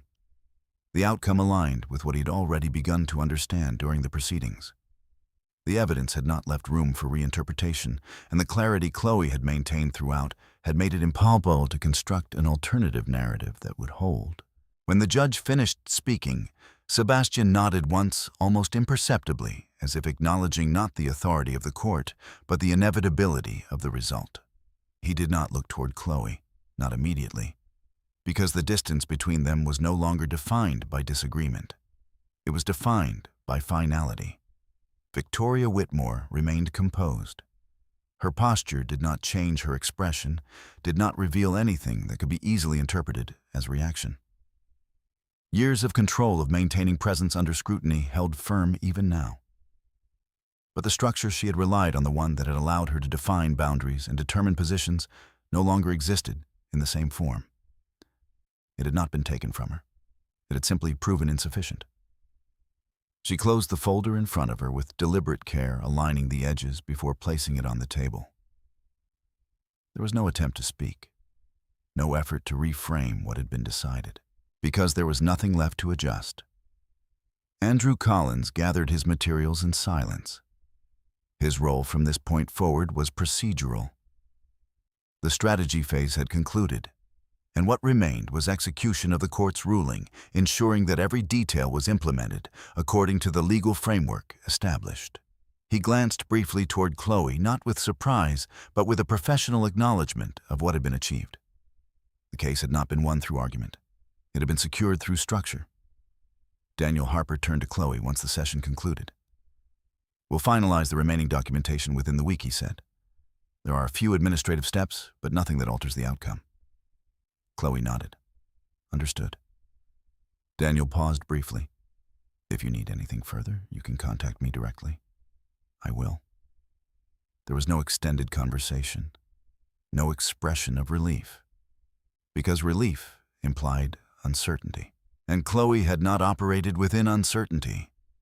As the courtroom began to empty, movement returned in quiet, controlled patterns. Conversations resumed in low tones, papers were collected, and individuals moved toward their next obligations as if the conclusion of this case were simply one part of a larger sequence. Chloe gathered her things with the same precision she applied to everything else. She stood, turned, and began to walk toward the exit. This time there was no obstruction, no voice calling her back, no presence attempting to redirect her path. Sebastian remained where he was for a moment longer. Then he stood. The movement was automatic, practiced aligned with years of habit. But when he looked up, Chloe was already near the door. He hesitated, not because he did not know what to say, because he understood that what could be said no longer carried weight. Still, he stepped forward. "Chloe." Her name spoken once without emphasis. Chloe stopped, not immediately, but after a step. She turned. Her expression remained neutral, composed. She did not approach him. She did not close the distance. She simply waited. Sebastian met her gaze. There were words available to him, explanations, acknowledgments, perhaps even apologies. But none of them aligned with the structure that now existed between them. "I didn't," he began, then stopped. The sentence did not complete itself. Chloe listened, Not with expectation, not with resistance, simply with attention. After a moment, Sebastian exhaled. "It's clear now," he said. The statement was not directed at her. It was an acknowledgement of his own understanding. Chloe nodded once. "Yes," she said. "Nothing more." There was no extension of the conversation, no attempt to revisit what had already been concluded. Because for Chloe, the purpose of clarity was not to create dialogue. It was to end it. She turned again, and this time she did not stop. Outside, the air carried a quiet stillness that contrasted with the controlled environment of the courtroom. The city moved as it always did, unaffected by individual outcomes, indifferent to personal conclusions. Chloe stepped into that movement without hesitation. Her pace remained steady, her posture aligned, her attention focused forward. There was no visible change, no outward sign that anything had been resolved. But internally, the structure had closed. Completely. Back inside, Sebastian watched her leave. He did not follow, not because he could not, but because he understood that following would not alter anything that had already been defined. Victoria stood beside him, her presence returning to its usual composure, though the subtle shift remained. "This is finished," she said. Sebastian did not respond immediately. He looked toward the door Chloe had passed through. Then quietly he nodded. "Yes," he said, and for the first time, the word did not carry expectation, only acceptance. Chloe Bennett did not look back. She had no reason to. Everything that had needed to be established had been established. Everything that had required clarity had been clarified. And everything that had once been uncertain now existed in a form that could not be undone. She stepped forward, not into something new, but into something that had been waiting fully formed long before this moment had arrived. The move to California was not announced. It was executed. Within 2 weeks of the court's final ruling, Chloe Bennett had already secured a residence along the coast near Monterey, a place chosen not for its status, but for its distance. The house itself did not reflect the scale of her financial position. It was not expansive, not designed to impress, not positioned to be seen. Instead, it faced the ocean, quietly set back, just enough to exist within its surroundings, rather than above them. Everything about the decision was consistent with Chloe's approach. Control did not require visibility. It required alignment. The transition was smooth. The children's school records were transferred without complication. New routines were established with the same precision Chloe had always maintained. There were no abrupt changes, no attempts to redefine their environment all at once. Each adjustment was introduced gradually, allowing Ethan and Ella to settle without disruption. Ethan noticed the difference first, not in the house, not in the structure of their days, but in the absence of tension. He did not articulate it, but Chloe observed it in the way he moved more freely through the space, in the way his attention no longer shifted toward doorways or conversations that might signal something uncertain. Ella adapted more quickly. She accepted the new environment with the same openness she had always shown, her focus moving easily from one detail to the next. The ocean became a point of fascination, its constant movement offering something she could watch without needing to understand. Chloe allowed both responses without guiding them. Adaptation, she understood, was not something that could be directed. It had to occur on its own. The house was furnished simply, functional, ordered. Each item placed with intention, not decoration. There were no unnecessary additions, no elements designed to reflect wealth or status. The space remained consistent with everything Chloe had maintained before, only now it existed without external interference. Mornings followed the same rhythm: 6 o'clock, kitchen, laptop. But the view had changed. Instead of city streets, there was the horizon, the line where the ocean met the sky, shifting in color with each passing hour. Chloe did not watch it for long. She acknowledged it, then returned to her work. The structure remained the same. Only the environment had shifted. Daniel Harper finalized the remaining legal documentation within the week, as promised. The case closed without complication, its outcome fully implemented, its terms clearly defined. There were no further communications from the Whitmore family. No attempts to reopen discussion. No requests for reconsideration. The separation remained complete. Chloe did not expect anything else. Occasionally, information reached her indirectly. Not through contact, through networks that operated quietly without drawing attention to themselves. Sebastian Whitmore had returned to work. His schedule remained consistent, his position unchanged. But his presence within certain social circles had shifted slightly, not dramatically, but enough to be noticed by those who observed patterns closely.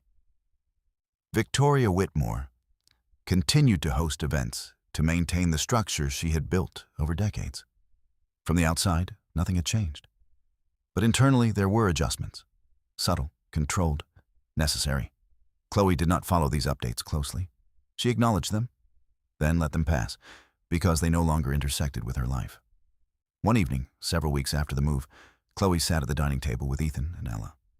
The meal was simple, not elaborate, prepared with the same care she had always given, but without any sense of occasion. The windows were open slightly, allowing the sound of the ocean to move through the room in a steady, uninterrupted rhythm. Ella spoke about school, her words moving quickly, her thoughts shifting between subjects without pause. Ethan listened, then added small observations of his own, his voice quieter but more certain than it had been before. Chloe listened to both of them, not directing the conversation, not shaping it, allowing it to exist. At one point, Ella looked up. "Are we staying here?" she asked. Chloe met her gaze. "Yes," she said. For a long time, Ella continued. Chloe paused briefly, then nodded. Yes, the answer was simple, but it carried certainty. Ella seemed satisfied with that. She returned to her food, her attention moving on without hesitation. Ethan did not ask anything, but his posture shifted slightly, his shoulders relaxing, in a way that did not go unnoticed. After dinner, the routine continued. Dishes, preparation for the next day, bedtime, consistency remained. Because consistency, more than anything else, created stability. Later that night, Chloe sat alone in the living room. The lights were low. The sound of the ocean remained constant. Her laptop rested closed on the table beside her. There was no immediate work to complete, no documents to review, no structures left to build. For the first time, in a long while, there was no sequence requiring her attention. Not because her life had become simpler, but because the complexity had already been resolved. Chloe did not reflect in the way most people expected. She did not revisit the past to reinterpret it. She did not analyze the decisions that had led to the present moment, because for her, those decisions had never been uncertain. They had been necessary, and necessity did not require reconsideration. The house remained quiet, the children asleep, the night moving forward without interruption. Chloe sat for a while. Longer, her posture relaxed, her expression unchanged. There was no visible satisfaction, no sense of victory, because nothing had been won. Something had been clarified. Eventually she stood, turned off the light, and walked toward the hallway. Her steps remained measured, steady, unchanged. Because everything she had done, everything she had built, had always led here. Not to an ending, but to a state where nothing needed to be proven. Chloe Bennett did not carry the past with her. She carried its structure, and that structure no longer required defense. The story does not end with what was revealed in a courtroom or with the quiet departure from a house that once defined belonging. It continues in the spaces that follow, in the choices that are no longer shaped by exclusion, and in the presence of a life that does not require validation to exist with dignity. What Chloe Bennett understood long before anyone else did was that power is not something that needs to be displayed to be real. It does not rely on recognition, nor does it depend on the acknowledgement of those who fail to see it. It exists in preparation and restraint, and in the ability to act without noise when the moment arrives. Silence, in her case, was never weakness. It was timing. And timing, when aligned with clarity, becomes something that cannot be undone. There are moments in life when people reveal who they are not, through what they say, but through what they assume about others. And sometimes those assumptions build structures that feel unshakable, until they are placed against a truth that was never visible to begin with. If this story stayed with you, take a moment to reflect on where you're watching from and what time it is in your part of the world. These stories travel far, but they always land somewhere real. And if you believe that dignity, restraint, and quiet strength still matter, you already understand why stories like this are worth telling. You can stay for more, only if you choose to.